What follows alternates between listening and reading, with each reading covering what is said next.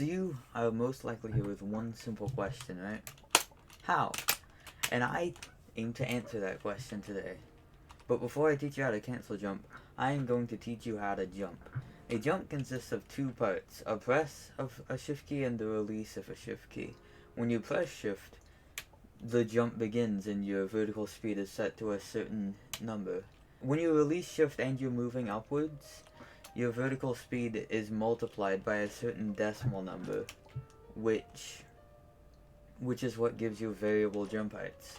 But there's nothing stopping you from releasing shift multiple times, and that's what cancels and similar tech abuses. So how exactly would you abuse this? Alright, so a one frame jump is when you press and release shift within the same frame. So within a single frame, the inputs you're going to have is both a press of a shift key and the release of a shift key. I'm very surprised I first tried that.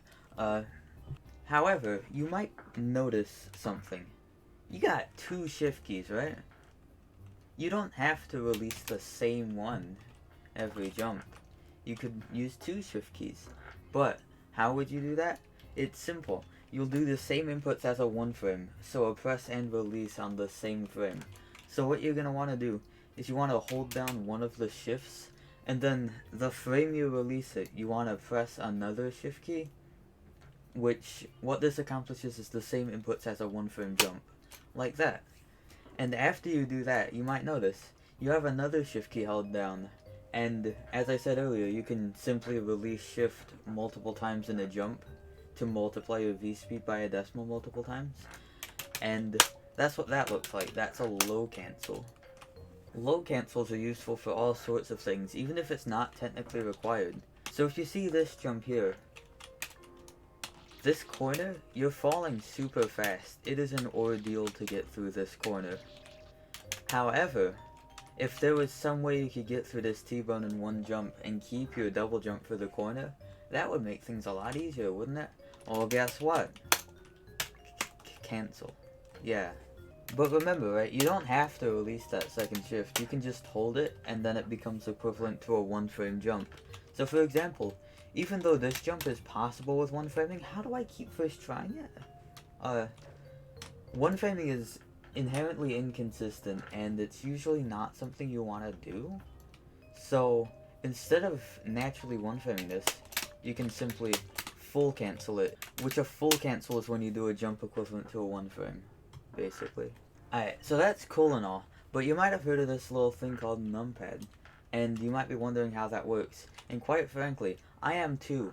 I have no fucking idea how it works, but I do know how to use it. So I'll explain some numpad canceling methods that you can use. So what numpad canceling is it abuses Windows being weird champ. If you have numlock on, then the numpad keys, they do some weird shit when you combine it with the shift key.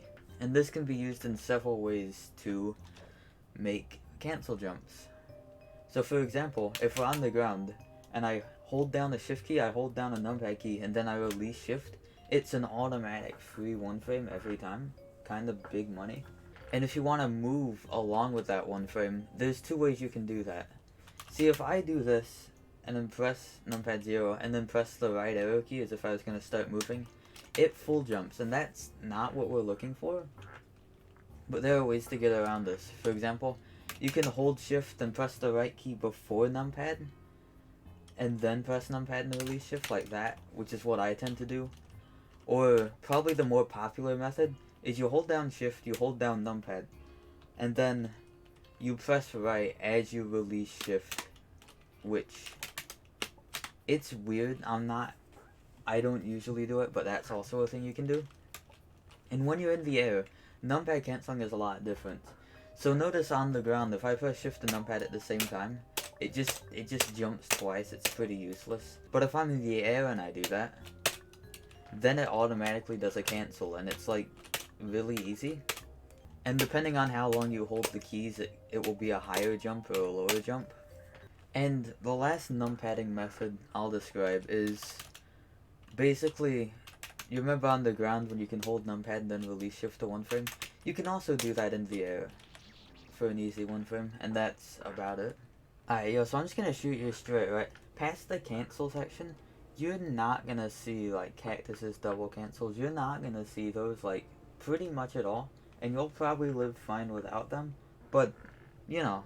Alright, so now it's time for cactus jumps. You might be wondering what a cactus jump is.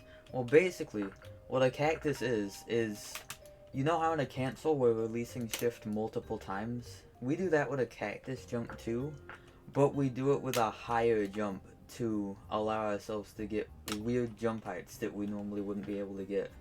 So how do we do this, for example? Well, you might be thinking, if you press both left shift and right shift at the same time and then release them one after the other, you might be thinking, that's two shift releases, that should be a shift cancel. However, Game Maker isn't dumb, and it will not fall. Okay, well, Game Maker is dumb, but it still won't fall for this trick. It recognizes that releasing a button after already releasing it kind of doesn't make that much sense. So if you already have a shift key held, it basically ignores any inputs from any other shift keys. However, this only applies to different shift keys. And what I mean by this is, if you were to somehow be able to get multiple left shift keys or multiple right shift keys, then we could abuse releases. But how would we do that? Well, there's two ways. One, you're stupid, and one, you're less stupid. One way, if you want to be a purist, you could use two keyboards and utilize the left shift on both. However, that's pretty stupid and suboptimal. So, here's a better way to do this. You simply bind another shift key on your keyboard. And how would you do that? Well, the easiest way is to download AutoHotkey and get open a new script. And basically, all you're going to want to do is like bind whatever key you want, : L shift. Then you can save that script and run it. And now, the Z key, for me, functions as a left shift key. Now you might be wondering, is this cheating? You're scripting? Is this cheating? However, this is generally accepted because you more or less have to do this to do a cactus jump. Like I said, you could use two keyboards, but that's stupid.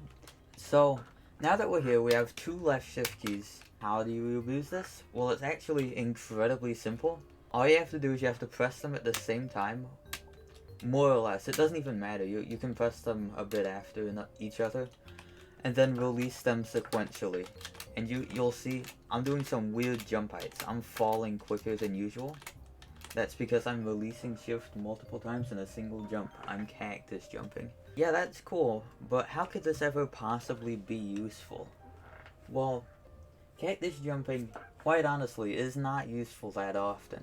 But sometimes it's needed to make a jump possible. For example, if you have a limited range of jump heights to make it through this, say we have to single jump through this, I can. There's no way I can single jump through this, because a 4 frame is too high and a 3 frame is too low. However, you can go between a 3 frame and a 4 frame if you simply release shift multiple times. Like that. I died, but like that. An example of another use of cactusing would be this jump, a true classic. There's a limited range of jump heights that you have here, and none of them line you up correctly to land on the ledge. Luckily, as you're a watcher of the Nim's Cactus tutorial video, you know how to unlock secret hidden jump heights that are not easily available. And through releasing shift multiple times in our first jump, or through cactusing, there actually are some that line up well enough to do this ledge. I'm just gonna be honest, I don't know how you do this jump still, but that is how you do this jump with cactusing. Alright, this last section is gonna be really short. So, say we wanted to cancel even lower. Say we wanted to release shift 3 times in one jump. How would we do that? Well, through an extension of cactusing, you know, you can just use multiple shift keys. So for example, a way I do it is instead of holding down one left shift key and then releasing it and pressing right shift as I release it, like a normal cancel jump, I just hold down 2 left shift keys and then do a normal cancel input and then release the left shift keys sequentially. And it's really hard to get used to, and you're not going to see it much at all. Yeah. But that's basically what double canceling is. And what double cactusing is is when you release shift 3 times in a regular jump. And how would you do that? You would bind another shift key. So for example, if I bound X to left shift as well, now I'm able to double cactus by releasing shift 3 times in a jump. And you can also triple cactus with 4 left shift keys, I believe, and you can also triple cancel using a similar method. And you're probably not gonna ever encounter those unless you're playing some weird shit. But yeah, lol. Thanks for watching, bye, etc.